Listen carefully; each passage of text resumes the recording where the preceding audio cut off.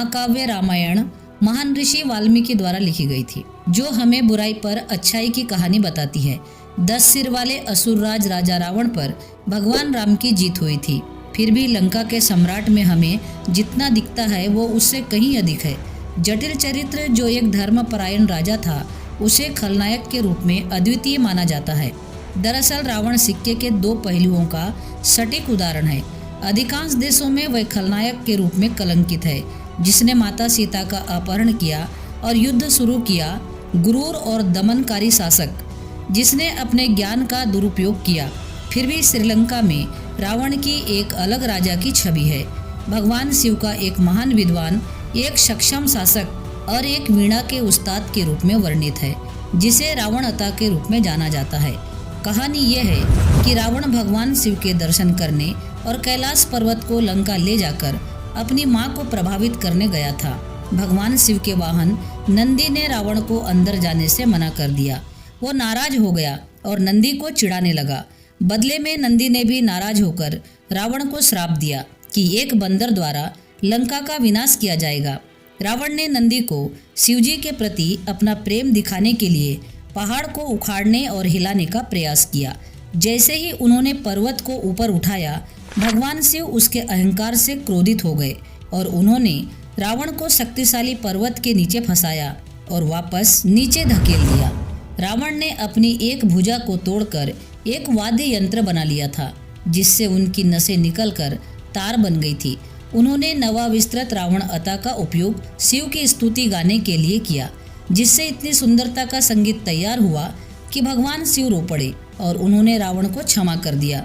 ऐसा उनके माँ के साथ साथ शिवजी के प्रति विश्वास और सम्मान था। वैसे रावण के पास एक उल्लेखनीय वंशावली थी। उनके दादा ऋषि पुलस्त्य ब्रह्मा के 10 दिमागी पुत्रों में से एक थे। पहले मनवंतर में सप्तऋषि यानी 7 महान ऋषियों में से एक थे। रावण का जन्म एक महान ऋषि विश्रवा मुनि और उनकी पत्नी दैत्य राजकुमारी केकसी से हुआ था। केकसी का पिता राक्षस सुमाली का राजा था। केकसी ने पिता के आदेश पर संतों के बीच खोज की और अंत में विश्रवा को चुना। रावण के 6 भाई थे। पहला है कुबेर, उत्तर दिशा के राजा और स्वर्गीय धन रक्षक। दूसरा है विभीषण, जो राम जी के अनुयायी थे। तीसरा है कुंभकर्ण। कुंभकर्ण साल में 6 महीने जागता था और बाकी के 6 महीने सोता था। चौथा है खर, 5वां है दूषण और छठा है अहिरावण। इसके अलावा उनकी 2 बहनें भी थी। पहली बहन थी कुंभिनी और दूसरी है शूर्पणखा, जिसने अपने भाइयों को भगवान राम के खिलाफ युद्ध करने के लिए उकसाया। रावण ने बाद में अपने सौतेले भाई कुबेर से लंका पर कब्जा कर लिया और लंका का राजा बन गया। उन्होंने गुरु शुक्राचार्य को पुजारी नियुक्त किया और उनसे शास्त्रों का ज्ञान प्राप्त किया। हिंदू पुराणों के अनुसार रावण और उसके भाई कुंभकर्ण भगवान विष्णु के निवास स्थान बैकुंठ के द्वारपाल जय और विजय थे। दोनों को अपने साहस के लिए धरती पर जन्म लेने का श्राप मिला था। इन द्वारपालों ने अपनी शक्ति और तपस्या के कारण छोटे बच्चों के रूप में प्रकट होने वाले संत कुमारों को बैकुंठ में प्रवेश देने से मना कर दिया। उनके अपमान के लिए कुमारों ने उन्हें बैकुंठ से निष्कासित करने और पृथ्वी पर जन्म लेने का श्राप दिया। श्राप के बाद भगवान विष्णु सहमत हुए कि उन्हें दंडित किया जाना चाहिए। उन्हें 2 विकल्प दिए गए थे, या तो वे 7 बार सामान्य नश्वर और भगवान विष्णु के भक्त के रूप में पैदा होने, या 3 बार शक्तिशाली और मजबूत लोगों के रूप में लेकिन भगवान विष्णु के दुश्मन के रूप में। प्रभु के साथ वापस आने के लिए उत्सुक वे बाद वालों को चुनते हैं। पहले जन्म का श्राप हिरण्यकश्यपु और उसके भाई हिरण्याक्ष द्वारा सतयुग में पूरा किया गया था, जब वे दोनों भगवान विष्णु के पहले अवतारों वराह द्वारा हिरण्याक्ष और नरसिंह द्वारा हिरण्यकश्यपु पराजित हुए थे। त्रेता युग में विष्णु के दुश्मन के रूप में रावण और उसके भाई कुंभकर्ण का जन्म हुआ था और अंत में द्वापर युग में दंतभकर और शिशुपाल द्वारा तीसरे जन्म का श्राप तब पूरा किया गया जब वे दोनों भगवान कृष्ण द्वारा मारे गए थे। वैसे रावण आक्रामक और अभिमानी होने के बावजूद एक अहंकारी विद्वान भी था। पिता विश्रवा के मार्गदर्शन में रावण ने वेदों, पवित्रों पुस्तकों की कला में पारंगत हो गया। उनके झंडे के चिन्ह पर वीणा का चित्र था। सुमाली, उसके नाना, ने गुप्त रूप से यह सुनिश्चित करने के लिए कड़ी मेहनत की कि रावण दैत्यों की नैतिकता को बनाए रखे, जिस वजह से रावण और उसके भाइयों ने 11,000 वर्षों तक गोकर्ण पर्वत पर कड़ी तपस्या की और भगवान ब्रह्मा जी से वरदान प्राप्त किया। रावण को एक वरदान प्राप्त था जो उसे मनुष्य को छोड़कर ब्रह्मा की रचना के लिए अजेय बना देगा।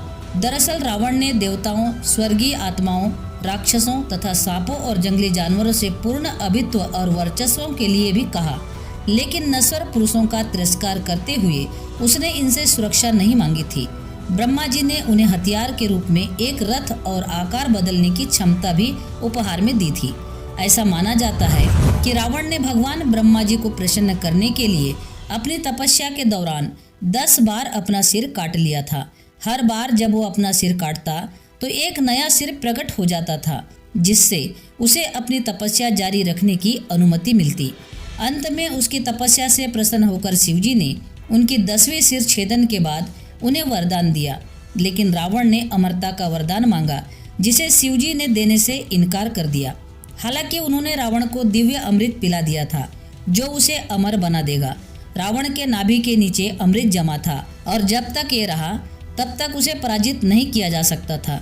शिव ने उन्हें दिव्य हथियारों और जादू के ज्ञान से उनके 10 कटे हुए सिर और महान शक्तियों के अलावा यह वरदान दिया। इस प्रकार रावण को 10 मुखा या दशानन के नाम से भी जाना जाता है।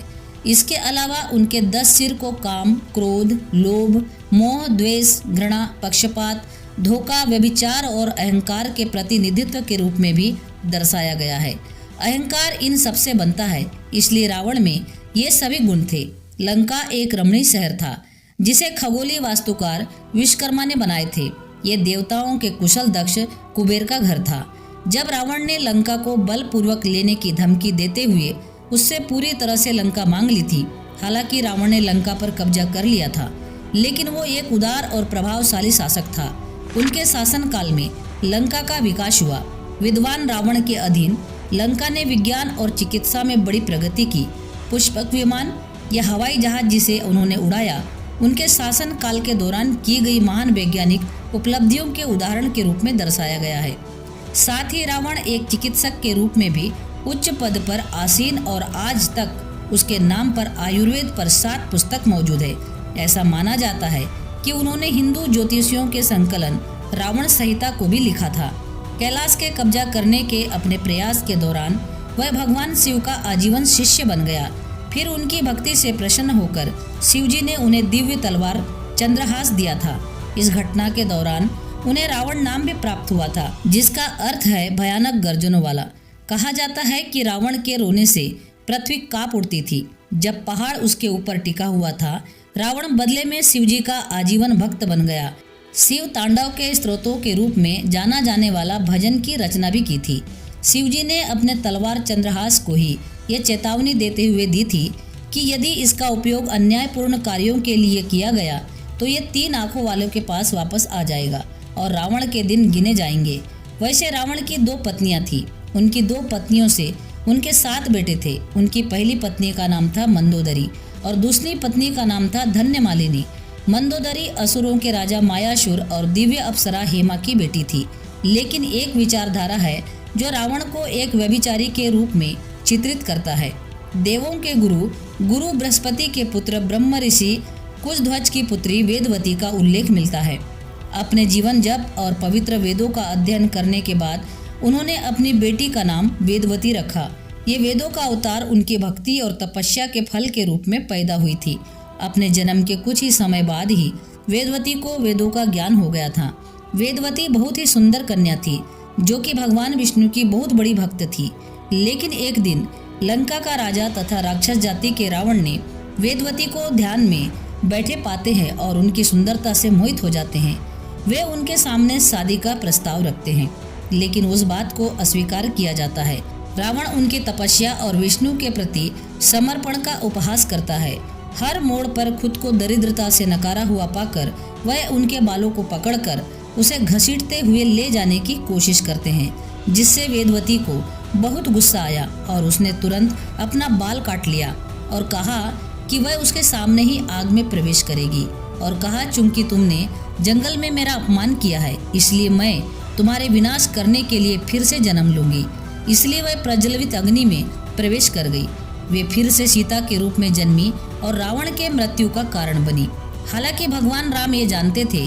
एक अन्य उदाहरण में ये भी कहा जाता है कि रावण ने भगवान कुबेर के बेटे से जुड़े एक अप्सरा रंभा के साथ दुराचार करने की कोशिश की थी। रावण के चाल जानने के बाद कुबेर ने उसे श्राप दिया कि अगर उसने किसी भी महिला के साथ जबरदस्ती करने की कोशिश की तो उसके सभी सिर गिर जाएंगे। यही एक कारण है कि जब रावण ने सीता का हरण किया था तो रावण ने माता सीता को स्पर्श भी नहीं किया था। वाल्मीकि रामायण के अनुसार 19वीं रघुवंशी राजा अनरण्य का वध भी रावण ने किया था। अनरण्य ने मरने से पहले रावण को श्राप दिया कि एक दिन मेरे ही वंश में उत्पन्न एक राजा रावण का वध करेगा, और उन्हीं के वंश में आगे चलकर भगवान राम ने जन्म लिया और रावण का वध किया। कई लोगों का मानना है कि ये विभीषण ही था जिन्होंने अपने ही भाई रावण के साथ विश्वासघात किया और रावण के मृत्यु का कारण बना। हालांकि किंवदंतियों के अनुसार ये मंदोदरी थी जो इस बात से अनभिज्ञ थी कि कैसे वह अप्रत्यक्ष रूप से विश्वासघात का हिस्सा बन गई, जिसके कारण भगवान राम के हाथों उसके पति की मृत्यु हो गई। यह स्पष्ट हो गया कि रावण को मारना अब असंभव हो गया है, इसलिए विभीषण ने रावण के नाभि के बारे में रहस्य प्रकट किया। उन्होंने भगवान राम को ये भी बताया कि कोई भी नश्वर हथियार रावण की आत्मा को काट नहीं सकता, केवल एक जादुई तीर था जो मंदोदरी की सुरक्षा में रखा गया था। भगवान राम की आज्ञा पर हनुमान एक ब्राह्मण संत के भेष में युद्ध के बीच से रावण के महल की ओर उड़ जाते हैं। वे चुपके से मंदोदरी के कक्ष में प्रवेश करते हैं और उसे उस स्थान का पता लगाने के लिए प्रवृत्त करते हैं जहां उसने जादुई धनुष छुपाया था, जिसे पाकर वह उड़ने ही वाले थे कि मंदोदरी को समझ में आ गया कि कैसे उसे पति के मृत्यु के हथियार का खुलासा कराया गया। रावण के निर्जीव शरीर को देखने के बाद उसने हनुमान को यह श्राप दिया कि जिसके लिए तुमने मुझे धोखा दिया है वो एक दिन तुमसे दूर हो जाएगा, और मुझे जिस तरह गम में रहना पड़ रहा है वैसे ही तुम भी सदा के लिए दुख में जियोगे। वैसे भगवान राम रावण के बुद्धि और ज्ञान से बहुत प्रभावित थे। यही कारण है कि उसे हराने के बाद उन्होंने रावण की प्रशंसा की और मरने वाले रावण का आशीर्वाद लेने के लिए अपने भाई लक्ष्मण को नियुक्त किया। भगवान राम ने अपने भाई लक्ष्मण को उनके पास जाने और दुनिया के बारे में कुछ जानने को कहा, जो कि रावण जैसा विद्वान ब्राह्मण को छोड़कर कोई अन्य व्यक्ति उन्हें नहीं सिखा सकता था। लक्ष्मण ने अपने भाई का आदेश का पालन किया और मरने वाले रावण के सिर के पास खड़े हो गए, लेकिन रावण ने कुछ नहीं कहा और लक्ष्मण राम के पास लौट आए। राम ने तब लक्ष्मण से कहा कि जब भी कोई किसी व्यक्ति से कुछ सीखना चाहता है तो आपको उनके सिर के पास नहीं बल्कि उनके पैरों के पास खड़ा रहना चाहिए। लक्ष्मण फिर से रावण के पास गए और इस बार वे उनके पैरों के पास खड़े हो गए। लक्ष्मण को अपने पैरों के पास खड़े देखकर रावण ने उसे 3 मुख्य रहस्य बताए जो किसी का भी जीवन सफल बना सकता है। रावण ने लक्ष्मण को जो पहली बात बताई वो ये थी कि किसी भी शुभ कार्य को जल्द से जल्द कर लेना चाहिए और अशुभ कार्यों को जितना हो सके टालते रहना चाहिए। उन्होंने लक्ष्मण से ये भी कहा वे राम को पहचान नहीं पाए और इसलिए शरण में आने में देर की और आज उनकी यह दशा है। दूसरी बात उन्होंने लक्ष्मण को बताया कि अपने दुश्मन को कभी भी कम मत आको। उन्होंने कहा कि वे इस बंदर और भालुओं को कमजोर समझते थे और यही गलती के कारण वह यह लड़ाई हार गया। जब उन्होंने भगवान ब्रह्मा से उन्हें अमर बनाने के लिए कहा तो उन्होंने वरदान में कहा था कि उन्हें बंदर भालुओं और मनुष्य के अलावा कोई भी उन्हें मार नहीं सकता। तीसरी बात रावण ने लक्ष्मण को यह बताया कि अपने जीवन के रहस्य को दुनिया में किसी के भी सामने प्रकट नहीं करना चाहिए। यहाँ भी रावण ने गलती की कि विभीषण को उसके मृत्यु का रहस्य पता था। रावण जानता था कि ये उसके जीवन की सबसे बड़ी भूल थी। दोस्तों, आप भी ये 3 ज्ञान की बातों को अपने जीवन में जरूर गांठ बांध लेना और अपने बच्चों को ये 3 बातों की शिक्षा जरूर देना। आशा करती हूँ कि ये वीडियो आपको जरूर पसंद आई होगी। दोस्तों, वीडियो पसंद आई हो तो इस वीडियो को लाइक कर लीजिएगा और आप चैनल पर नए हो तो चैनल को सब्सक्राइब जरूर कर लीजिए। पूरा वीडियो देखने के लिए आपका बहुत बहुत धन्यवाद।